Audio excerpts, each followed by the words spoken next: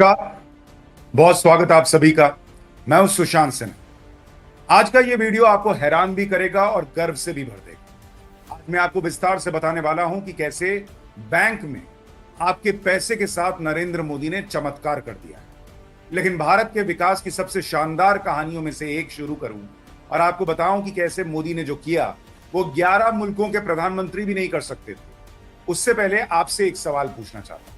अगर मैं आपसे पूछूं कि भारत में सबसे ज्यादा मुनाफा कमाने वाली कंपनी आज की डेट में कौन है और आपको 4 ऑप्शंस भी दूं, ए रिलायंस, बी अडानी इंटरप्राइजेस, सी इंफोसिस या डी एसबीआई यानी स्टेट बैंक ऑफ इंडिया, मैं गारंटी के साथ कहता हूं कि आप में से 99.9% लोग ऑप्शन ए, बी या सी चुनेंगे। लेकिन आप हैरान रह जाएंगे ये जानकर कि सही जवाब है ऑप्शन डी यानी SBI, state bank of India.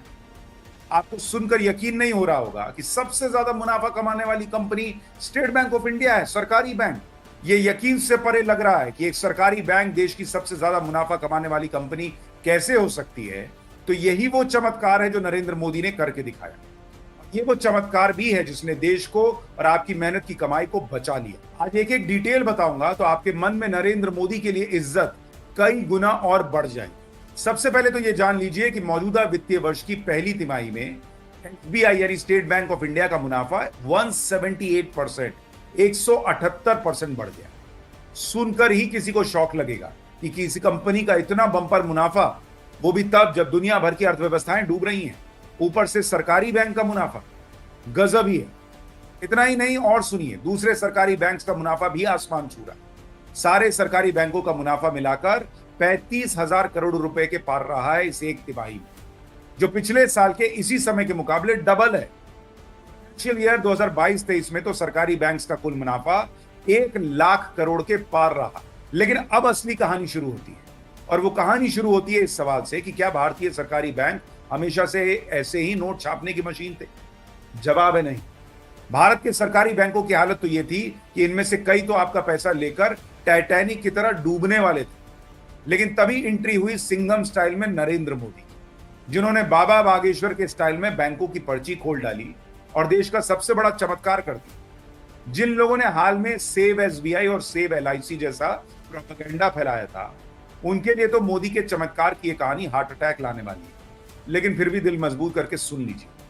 2014 में नरेंद्र मोदी जब प्रधानमंत्री बने तब भारत का बैंकिंग सेक्टर बारूद के ढेर पर बैठा हुआ था। और सबसे दुखद तो यह है कि उसे बारूद की ढेर पर बैठाने की जिम्मेदारी एक ऐसी सरकार के माथे है जिसमें प्रधानमंत्री एक महान अर्थशास्त्री मनमोहन सिंह। लेकिन एक महान अर्थशास्त्री की सरकार ने देश की बैंकों का क्या हाल किया, और जिन नरेंद्र मोदी के लिए कहा जाता है कि उन्हें कुछ नहीं आता, उन्होंने आपके पैसे के साथ कैसे चमत्कार किया, ये आज आपको देखना चाहिए। कांग्रेस और उसके नामदारों की फोन बैंकिंग ने देश को बहुत नुकसान पहुंचाया। बैंकों ने ये जानते हुए भी कि उनके द्वारा दिए गए लोन की वापसी मुश्किल होगी, बस कुछ विशेष लोगों को लोन देना ही पड़ेगा, पता है नहीं आएगा, दो। मार्च 2014 जब यूपीए सरकार जाने की कगार पर थी, भारत के सरकारी बैंकों का मुनाफा 27% गिर गया। लेकिन जो हालात थे उससे तय था कि सरकारी बैंकों को अगले कई साल कोई मुनाफा होने ही वाला नहीं। इनफैक्ट उनका नुकसान 2 लाख करोड़ से भी ज्यादा का था।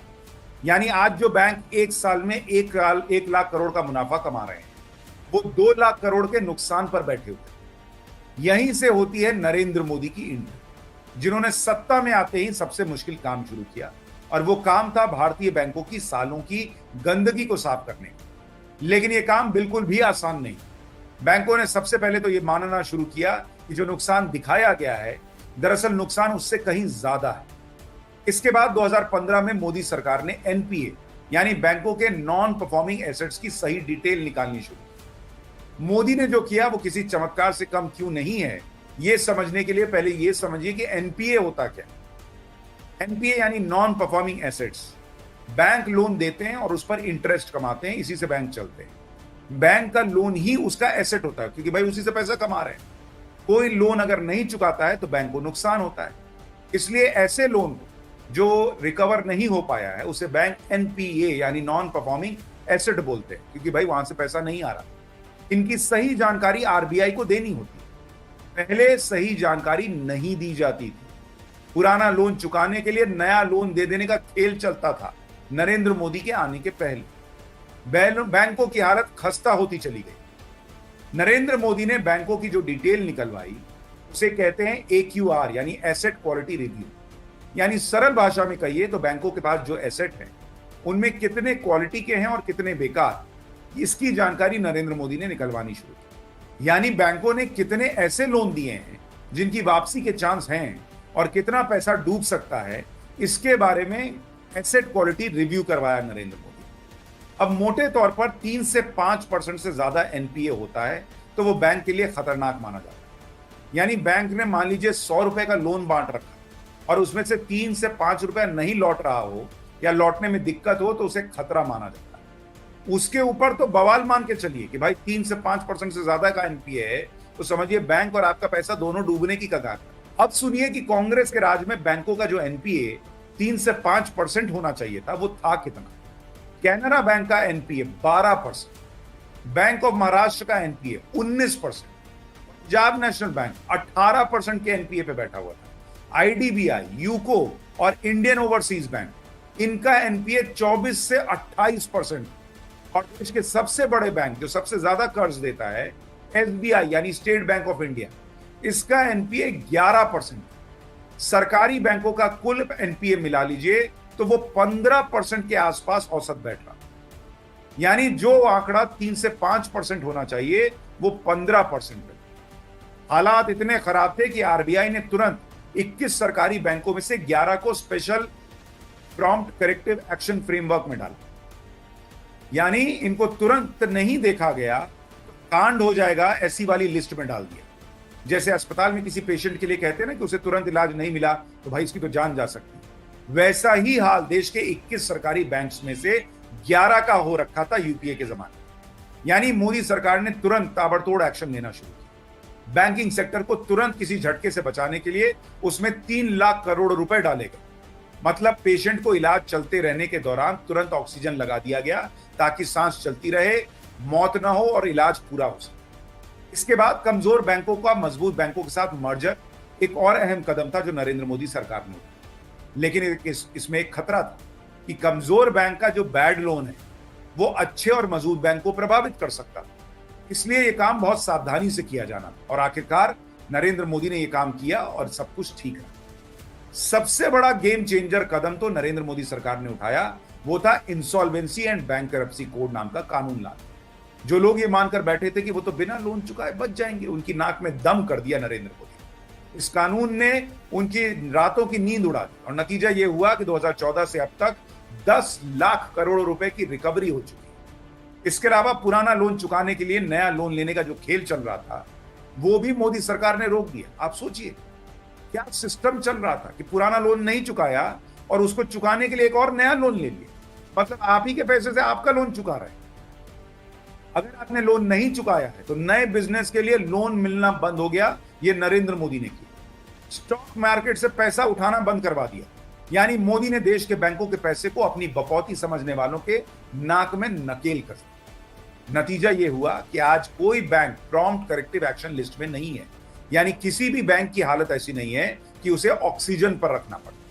सारे के सारे सरकारी बैंक आज की डेट में प्रॉफिट में आ चुके हैं।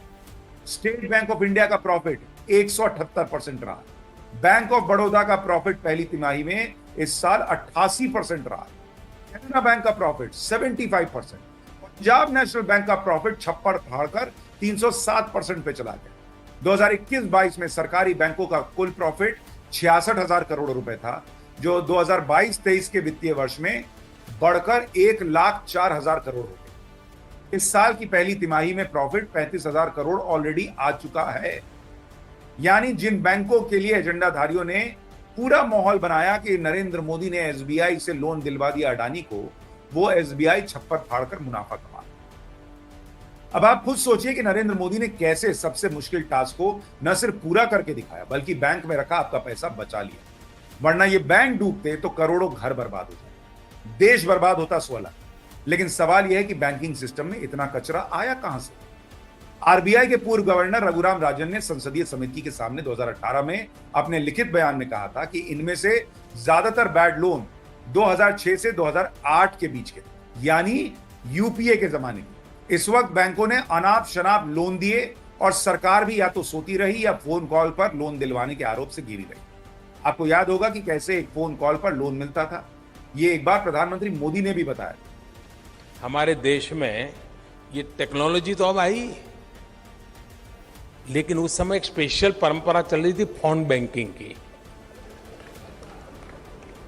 और इस फोन बैंकिंग का प्रसार उतना हुआ था, नामदार अगर फोन कर दें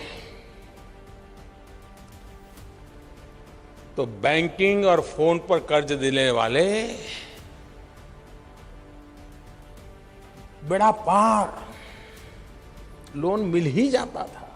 रघुराम राजन से जब यह पूछा गया कि क्या ये लोन राजनीतिक दबाव में दिए गए थे, तो उन्होंने कभी सीधा जवाब तो नहीं दिया, लेकिन कहा था कि ज्यादातर लोन अच्छे संबंध रखने वाले प्रमोटर्स को दिए गए, जिनका लोन न चुकाने का ट्रैक रिकॉर्ड और इतिहास था। यानी आप खुद सोचिए, जिनके बारे में ऑलरेडी पता था कि ये लोन, पिछला लोन इन्होंने नहीं चुकाया है, क्योंकि उनकी सेटिंग गेटिंग थी तो उनको लोन दिया। ऐसे में आप समझ सकते हैं कि क्यों इस देश में कुछ लोगों को नरेंद्र मोदी पसंद नहीं आता। जब ऐसी सरकारें रही हों जहां लोन ना चुकाने वालों को लोन मिलता रहा, तो कोई नरेंद्र मोदी को कैसे पसंद करे? क्योंकि नरेंद्र मोदी आए और ये राजशाही बंद करवा दी और गरीब और आम आदमी के साथ साथ देश का पैसा बचाए, तो ये एजेंडाधारियों को भला कैसे पसंद आ सकता है? लेकिन आज की डेट में ये वो चमत्कार है जिसकी चर्चा ज्यादा नहीं होती, लेकिन नरेंद्र मोदी ने आलोचना की परवाह किए बिना जिस तरह से बैंकिंग सिस्टम को फिर से जिंदा किया, वो देश के लिए एक निर्णायक कदम और देश को आगे ले जाने में सालों तक अहम भूमिका निभाता रहेगा, चाहे सरकार किसी भी। इस वीडियो को ज्यादा से ज्यादा शेयर जरूर कीजिएगा और अपनी राय बताइएगा कि बैंकिंग सेक्टर में आपके पैसे को जिस तरह से नरेंद्र मोदी ने बचाया और जिस तरह से चमत्कार करके पूरा बैंकिंग सिस्टम मुनाफे में ला दिया, सरकारी बैंकों में को मुनाफे में ला दिया, उस पर आपकी राय क्या है? कमेंट बॉक्स में बताइए।